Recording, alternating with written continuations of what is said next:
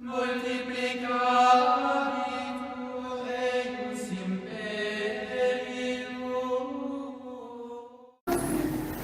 Ave María Purísima, sin pecado concebida. Bienvenidos, queridos hermanos, a esta catequesis de la Divina Misericordia, donde vamos viendo la vida de Sor Faustina, cómo escribió su diario espiritual y cómo fue desarrollándose el culto a la misericordia de Dios que hoy el Señor nos pide y nos lo pide por medio de Sor Faustina. Hoy vamos a reflexionar en torno al numeral 1145. 1145. Lo leemos y luego vamos a hacer una breve reflexión. Escribe Sor Faustina, 6 de junio de 1937.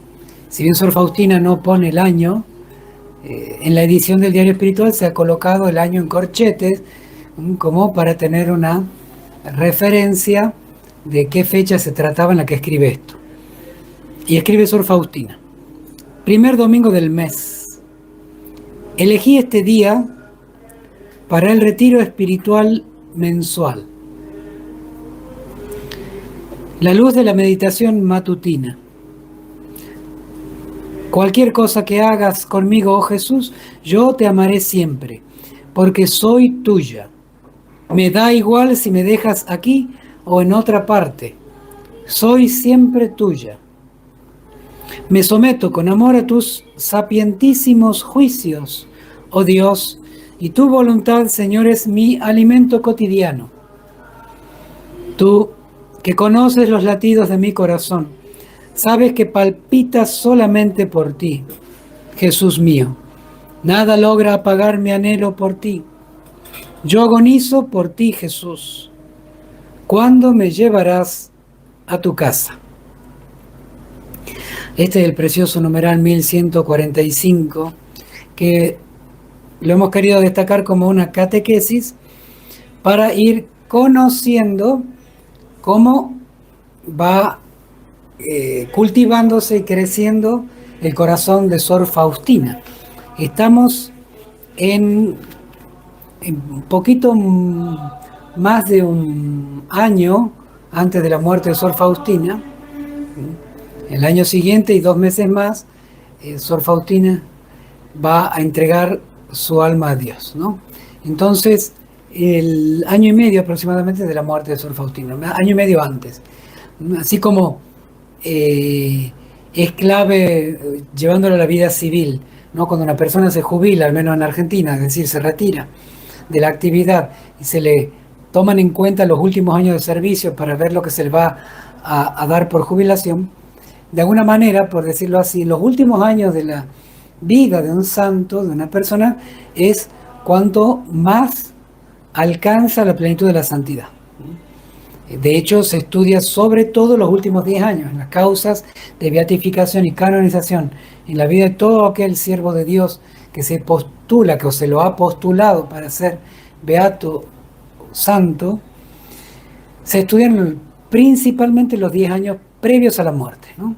Es que se sabe que siempre en la vida interior, en la vida espiritual, hay un crecimiento, un ascenso, ¿no? Y en los últimos años de vida eso se nota, se manifiesta de alguna manera.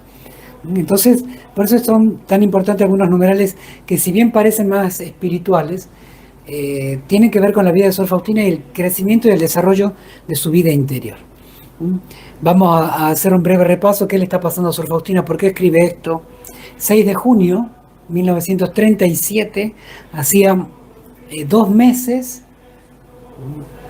aproximadamente que se le había dado el alta a Sor Faustina del hospital. Estamos en la ciudad de Cracovia, al sur de Polonia, en el convento que hasta el día de hoy está allí, reserva los restos de Sor Faustina. Al día de hoy está tal como estaba en la época de Sor Faustina, incluso cuando escribía esto, ¿no?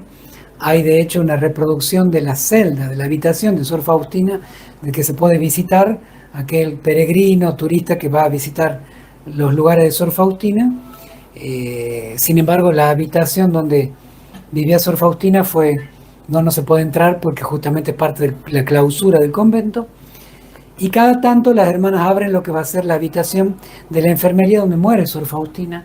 Y hay al día de hoy allí un conjunto de reliquias de ella, en esta muy pequeña habitación que era la habitación de una habitación de la enfermería, particularmente pequeña, pero sí aislada por el tema de la tuberculosis.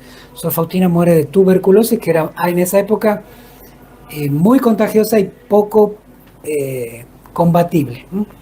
Bueno, pero Sor Faustina se encargaba en esa época de la huerta y también posteriormente se va a dedicar de la puerta, de la huerta a la puerta. ¿Por qué? La huerta le complicaba la salud y parece más bien como que era algo que le afectaba la salud.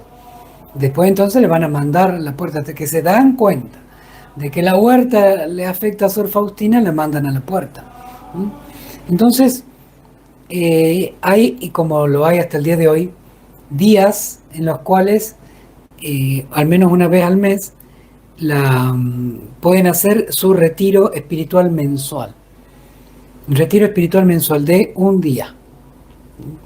Eh, Hay carismas dentro de la Iglesia Católica que al día de hoy, si bien no hacen un día, hacen como una especie de retiro mensual, se llama, tienen su retiro mensual. Un día en el cual se dedican más y sobre todo a las cuestiones espirituales. Al silencio, cesan lo que es su estudio, trabajo, y se dedican más a la oración, a la meditación, a la lectura espiritual, a la confesión. Entonces, eso es algo altísimamente recomendable. No lo inventó ningún carisma de hoy de la iglesia, sino que estaba en la vida de la iglesia hace tiempo, saber que nosotros necesitamos un parar, necesitamos un detenernos. Así como el cuerpo necesita el ayuno, en base orgánica, pero sobre todo en base espiritual, es decir, un freno a la avanzada de que este mundo no tiene la prioridad sobre lo espiritual, las cosas de la tierra, los alimentos, la comida. Bueno, de la misma manera, la actividad no tiene la preponderancia sobre la contemplación, sobre la oración, ¿no? Entonces, un retiro mensual viene a ser como una especie de enseñorearnos contra el ruido, contra el ritmo, fagocitante de la actividad, la productividad. ¿Cuántas veces decimos estamos locos de un lado para el otro? Como dice la chacarera santiagueña acá en la Argentina, tanto correr para llegar a ningún lado, ¿no? Entonces, vivimos agitados en ruidos y actividades. Bueno, un retiro espiritual mensual, que no tiene que ser en una casa de retiro, que no quiere decir aislarse, que quiere decir hacer una pausa, ¿no? Hacer una pausa. Es decir, bueno, hay algunos que podrán, particularmente aquellas personas que no tienen bajo responsabilidades laborales y familiares, que muchas veces son sumamente exigentes, sobre todo cuando los hijos son pequeños, pero hay otras personas que saben que sí pueden. Cada uno puede incluso hasta adaptar un retiro espiritual mensual, digámoslo así, en conjunto de horas. Sé que tal día puedo por la tarde dedicarle tantas horas a hacer silencio para irme a tal lugar, y por qué no entre esposos, y por qué no en familia. Muchas veces con la familia se puede, a veces sí, a veces no, pero esto que tenía Sor Faustina como costumbre, vemos el fruto que hace en ella. Y ella va a decir, la luz de la meditación matutina. Empieza ese día de retiro espiritual mensual con una luz bellísima, que con la, por medio de la cual el Señor le dice, le inspira a escribir: cualquier cosa que hagas conmigo, Jesús, yo te amaré siempre, porque soy tuya. Esa es la luz con la cual empieza ese día de meditación, ese día de retiro espiritual. Se abstrae de las tareas y vive en meditación. Es como quien lleva un caramelo. Pero bueno, nosotros cuando comemos un caramelo como para pasar un trago amargo, o porque simplemente necesitamos algo de azúcar o entretenernos con algo, bueno, pero eso dura unos minutos, ¿no? En la vida espiritual hay como caramelos que pueden durar mucho tiempo, ¿no? Y este es un caramelo en la luz de la meditación matutina, un pensamiento en el cual se va degustando a lo largo de todo ese retiro. Si hay algo hermoso de los retiros espirituales, que suele darse ese caramelo espiritual, o digámosle así, esa luz, una luz en la meditación, una luz en la lectura, una luz en lo que sucede allí, que me ilumina el retiro, esa jornada, y queda como una luz, un faro encendido cuando uno regresa a las actividades comunes.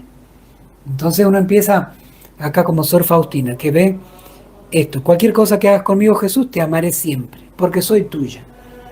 Cuando Sor Faustina habrá terminado este retiro, habrá continuado en su tarea en la huerta o donde sea, sabiéndose que era del Señor y que esa luz la ha iluminado y le puede iluminar las tareas de siempre, su trato con las hermanas, el cumplimiento de sus deberes, su modo de caminar, su modo de dirigirse, de hablar, de mirar, de rezar, cómo ilumina la propia oración. Bueno, entonces es importante esto, saber retirarse. Acá habla Sor Faustina de un retiro espiritual mensual de un día. Sabemos que hay retiros espirituales al menos por año. San Ignacio de Loyola decía que al menos por año uno de un mes, en la época del siglo XVI. Bueno, en los tiempos actuales uno pareciera imposible, hay personas que pueden y entonces deben, si tienen la posibilidad es que deben, pero por lo menos de unos días, ¿no? 3, 4, hasta 5 días, 2 días a veces cuando uno puede mucho menos, pero al menos al año tener un retiro espiritual. Y eso no solamente para los consagrados, para los sacerdotes, también y sobre todo los laicos, porque si quieren ver de una manera sobrenatural lo que hacen, necesitan encender esta luz de la gracia, ver cómo Dios ve la realidad que ustedes viven. Entonces, para eso hay que ejercitarse, para eso hay que detener un poco la marcha del día a día y ver de una manera distinta. No marearse, a veces nos mareamos en tantas cosas que hacemos que pueden ser muy buenas, pero no ser las correctas, ¿no? Y no estarla haciendo de la mejor manera posible. Un auto puede ser que esté andando mal, pero está andando, y uno dice, bueno, está andando. Bueno, pero a mediano, a largo plazo, eso empieza a hacer ruido y a destruirse, algo que solucionando en lo pequeño puede andar, parando y solucionando, puede andar mejor y durar más que el auto que no para y sigue y se va rompiendo cada vez más. Entonces siempre hace falta para retiro espiritual, ¿no? Y no solamente una vez al año, 2, 3, 4, 5 días, un retiro mensual, ¿por qué no? Aunque sea un conjunto de horas en los cuales le dediquemos al silencio, a la paz. Miren cómo yo hago una distinción: hay retiros y hay retiros espirituales, y después el tiempo que se le da al retiro espiritual. Hoy hay cierta onda, digámosle así, moda, por decirlo, a los retiros. Y a veces se les llama falsamente espirituales, pero retiro es retirarse, salir, cortar, romper o al menos pausar. Y eso pasa no solamente con los retiros católicos. Hay otros grupos, incluso sectas, incluso personas que no son de ningún grupo de religiosos, sino más bien estos espirituales, de sentido orientales, espiritualidad en el sentido oriental, que nada que ver con la espiritualidad católica, nada que ver.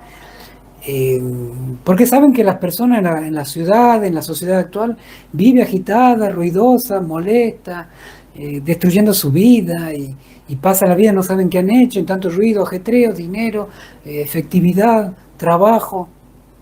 Repito, la chacarera santiagueña, tanto correr para llegar a ningún lado, ¿no? Entonces, bueno, entonces entienden que hace falta salir y retirarse.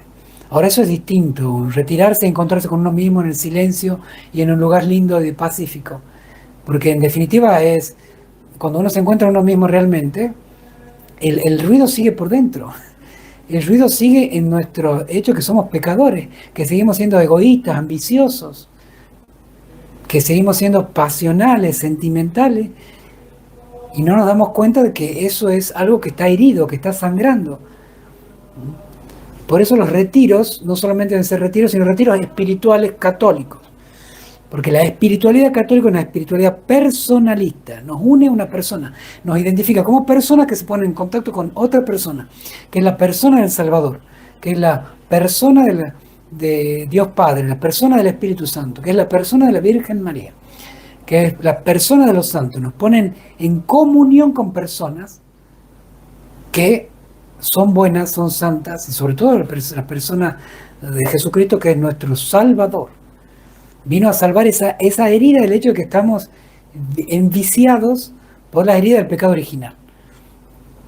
Y eso hay que ponerle una gracia, una sanación, los rayos de la misericordia. Entonces hay una persona que se retira, silencio y paz, para encontrar que su herida peor es la del pecado y sanar esa herida del pecado, o empezar una lucha para curarla, y verán cómo todo lo demás se va acomodando. Cuando uno se reconcilia con Dios, por eso es importante, retiros espirituales católicos, porque los retiros espirituales que no son católicos tienen una idea del ser humano un poco despersonalizante, una energía que se hunde en el cosmos, y cuando uno se pierde a sí mismo en la energía cósmica, encuentra la paz. No, eso es reencarnacionista, es orientalista, eso desconoce a Jesucristo. No hay una espiritualidad oriental católica, no. ¿Es la espiritualidad católica o no es? Entonces, cuidado, porque hoy se mezcla mucho esto de mindfulness, yoga, reiki, como si fueran católicos, y no lo son. Es mezclar agua y aceite. ¿Mm? Bueno, entonces retirarse, retiros espirituales católicos, y el tiempo, hay mensuales, hay anuales, como les decía recién. Sor Faustina, de hecho, tenía cada tanto los retiros de 8 días que hasta el día de hoy se predican, y sé de hermanas que están incluso en retiros de 30 días en la congregación de Sor Faustina al día de hoy, ¿no? Cada cierta cantidad de años hace un retiro de 30 días. Bueno, todavía existe, particularmente en Polonia. Pero bueno, hagamos ese esfuerzo. Como a Sor Faustina le tenía tanto significado. Miren esa luz de Sor Faustina. Cualquier cosa que hagas conmigo, Jesús, te amaré siempre. Me da igual si me dejas aquí o en otra parte, soy siempre tuyo. Me someto a tus sapientísimos juicios. Tu voluntad es mi alimento cotidiano. Conoce los latidos de mi corazón, sabes que palpita solamente por ti. Nada logra apagar el anhelo de ti. Yo agonizo por ti, Jesús. ¿Cuándo me llevarás a tu casa? Mira cómo una luz en este retiro ha llevado a otra luz. Y ese total desprendimiento y esa elevación profundísima de nuestra santa, que nos enseña a nosotros también a ir iluminando nuestra vida, dándole la prioridad a lo espiritual por encima de lo material. Aun cuando hagamos cosas prácticas y materiales, sepamos que esas se hacen con un propósito, con un sentido, con una orientación, gracias a Dios, gracias a su fuerza, y orientarla a la gloria de Dios. Gracias a Dios y para gloria de Dios, cumpliendo su santa voluntad. Me toca barrer, cocinar, manejar, enseñar, trabajar, viajar, lo que sea, por gracia de Dios, cumpliendo su voluntad y para su gloria, y haciéndolo de la mejor manera posible, hasta el detalle. Entonces, de esa manera transformamos lo material que hacemos día a día en un verdadero tesoro espiritual, una ofrenda grata a los ojos de Dios. Y sobre todo este pensamiento del último, con el cual también voy a ir terminando. ¿Cuándo me llevarás a tu casa? Esto es algo que debe estar por encima de todas nuestras tareas cotidianas, porque a veces podemos hacer muchas cosas y enamorarnos de este mundo y empezar a encontrarle gusto a esta vida en la tierra. Ya me gusta mi salud, mi vida, mi familia, mi dinero, lo que hemos conseguido hasta acá, y empieza uno a encariñarse ya hasta con la florcita, el arbolcito, el perrito.